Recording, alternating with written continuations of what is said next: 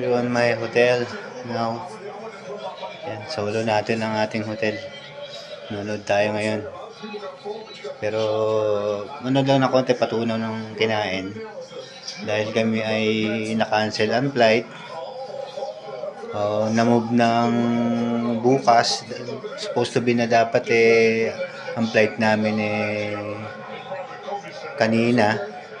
Mga 6 o'clock pa Pilipinas. So na-move siya ng 6 o'clock tomorrow. Kaya nasa hotel muna kami. Pina-check-in kami ng hotel. Bali 3 kami magkakasama. So tigi-isa kami ng room. Yan. Sarap, may sarili lang. Enjoy.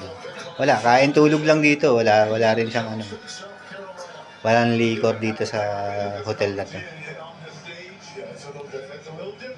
Thank you for watching, guys. Bye-bye.